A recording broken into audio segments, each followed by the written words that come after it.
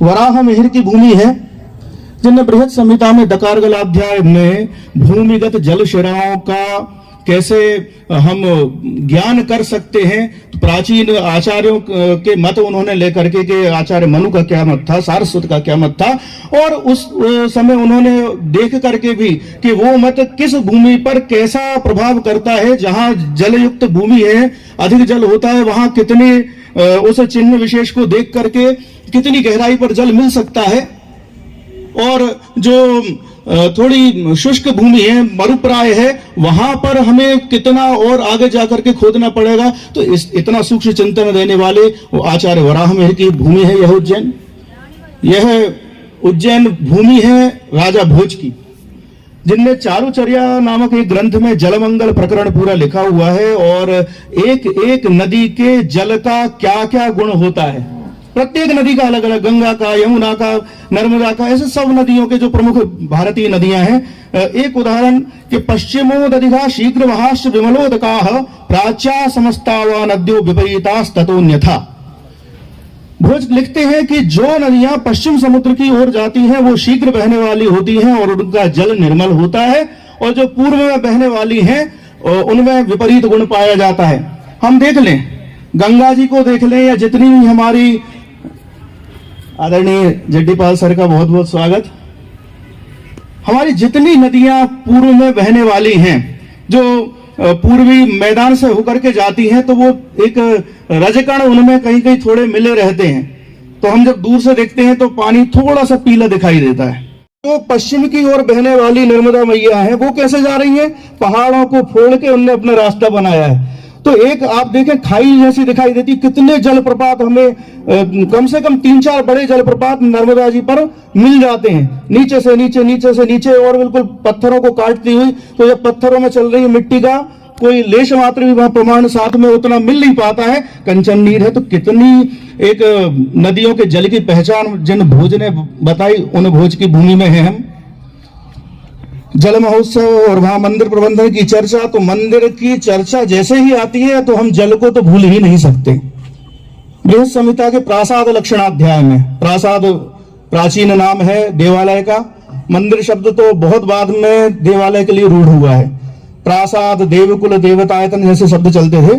तो कृत्वा प्रभूतम सलिलम आरामान विनिवेश्य च देवतायतनम कुर्यात यशो धर्मावि वृद्धय। आप यश को, धर्म को बढ़ाना चाहते हैं तो खूब जल वाले जलाशय बना करके और उपवन आदि लगा करके, बाग बगीचे लगा करके फिर देवतायतन बनाए। सलिलोद्यान युक्तेषु कृतेष्व कृतिकेषु च स्थानेषु हेतु सान्निध्यम उपगच्छन्ति देवता।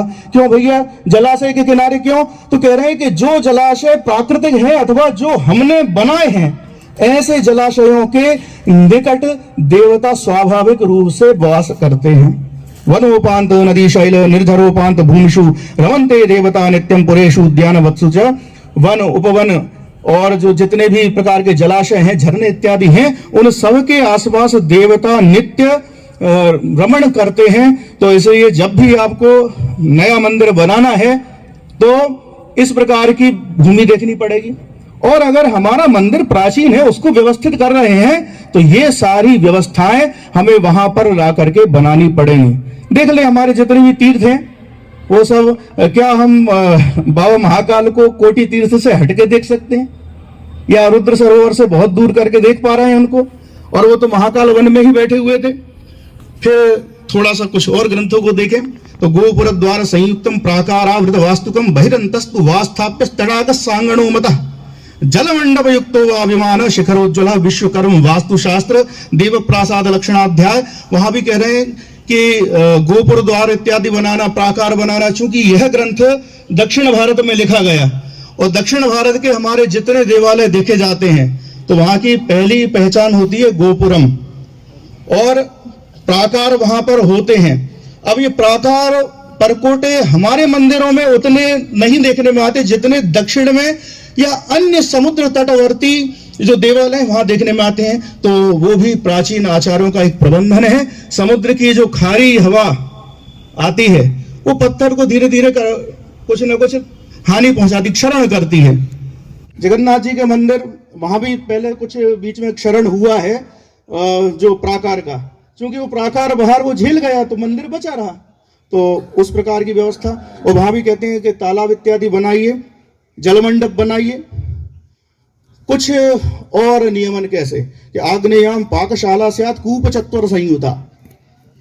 एक बड़ा जो मंदिर है वहां पर महान रसोई भी होगी। अब हम जगन्नाथ जी के देखें, वहां की रसोई तो प्रसिद्ध है। तो जब बड़ी बड़ी रसोई होंगी, अब कहां पर आप रसोई घर बनाए यह तो सबको पता है, कह देंगे सब झट से के आग्नेय में। लेकिन क्या कह रहे हैं, कूप चत्वर संयुता, कुओं से भी युक्त। जितने कोई ज्योतिष के वास्तु के विद्वान होंगे वो सब कहेंगे कि भाई आग्नेय में तो कुआं बनाना बिल्कुल ठीक नहीं है। घर में मनाही है क्योंकि घर है छोटा सा, लेकिन मंदिर इतनी बड़ी भूमि और वहां पर आपने यहां रसोई बनाई, और हम अगर ईशान कोण की तरफ कहीं जाके कुआं बनाते हैं और कभी रसोई में आग लग गई तो कुएं से पानी लाना बहुत मुश्किल पड़ेगा। तो इसलिए मंदिर के लिए एक अलग ही प्रकार की वास्तु आ रही। यह है हमारा मंदिर प्रबंधन। अंतः प्रदक्षिणोपेत मथवा तेन हीनकम पार्श्वयोर्वा पृष्ठभागे गोमुख स्थानकम मतम।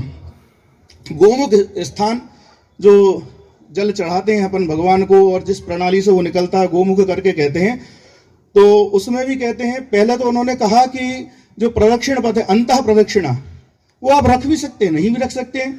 हम शिवालयों में देखते हैं तो वो पीछे से प्रदक्षिणा पथ खुला हुआ सा लगता है, कुछ और देवालयों में लगता है, लेकिन कई जगह भगवान बिल्कुल दीवार से सटकर हमने पीठिका उनकी बनाई हुई, पीठ बनाई हुई है। तो दोनों प्रकार मान्य है। और आपको वो प्रणाली कहाँ रखनी है, तो पार्श्वयो दोनों साइड से आप कर सकते हैं, अथवा पृष्ठभागे। सामने से प्रणाली का जाना हम कहीं भी नहीं देखते। हम कभी नहीं चाहते कि जो भगवान का जो स्नान इत्यादि का जल है वो हमारे पैरों की ओर आए, ऐसा हम कभी नहीं चाहते। तो जितने भी मंदिर देखेंगे वो चीज स्वाभाविक रूप से आपको दिखाई देगी। कुछ चीजें प्रतिमाओं को लेकर के हमारे आचार्यों ने विचार की थी, क्योंकि हम प्राचीन प्रबंधन को देखेंगे तो आधुनिक प्रबंधन में क्या क्या नया जोड़ना है वो स्वाभाविक रूप से दिखेगा।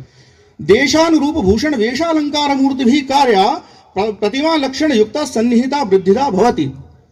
किसी देश के अनुरूप वस्त्राभूषण आप उस प्रतिमा के बनाएं।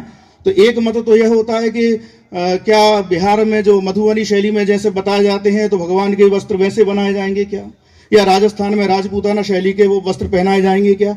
लेकिन ये एक और चीज यहां ध्यान में आई, मंडप दुर्ग जो हमारे निकट में है, जिसको हम आजकल मांडू कहते हैं, वहां प्राचीन प्रतिमा भगवान राम की निकली है, चतुर्भुज प्रतिमा। और अभी कुछ दिवस पूर्व दर्शन करने का सौभाग्य मिला तो भगवान राम की प्रतिमा देख रहे हैं। तो आजकल जो अयोध्या प्रांत के निवासियों का जैसा एक मुखमंडल होता है, हम पहचान सकते हैं कि ये लग रहा है कि अयोध्या के व्यक्ति है, तो लगभग वैसा ही स्वरूप भगवान राम के मुखारविंद में दिखाई दे रहा है।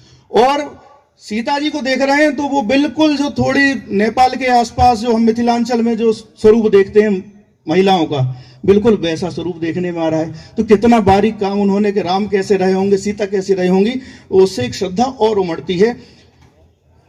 अब शिवालय इत्यादि का प्रबंधन कैसे करते थे। शिव हर्म्यम च ग्रामाणाम समम बाह्ये थवा भवे। माय मतम में कह रहे हैं ग्राम विन्यास अध्याय में कि शिवालय अगर आपको बनाना है गांव के भीतर भी बना सकते हैं, गांव के बाहर भी बना सकते हैं। हम देखते हैं शंकर जी हमें सब जगह मिलेंगे, बस्ती में भीतर भी मिल रहे हैं और सुदूर आप जंगलों में श्मशान इत्यादि में भी दिखाई देते हैं। भगवान विष्णु की प्रतिमा दक्षिण भारत में हम मंदिर देखते हैं, कई तल के मंदिर वहां बहुत मिलेंगे, उत्तर में प्रायः कम देखने में आते हैं। तो कह रहे हैं कि स्थानक मासन शयनम धामने तस्मिन क्रमेण चौर्थ तलात। अगर भगवान विष्णु की स्थानक आसन और शयन अलग अलग ये प्रतिमा हैं तो ऊर्ध्व तल से नीचे की ओर उनको रखिए।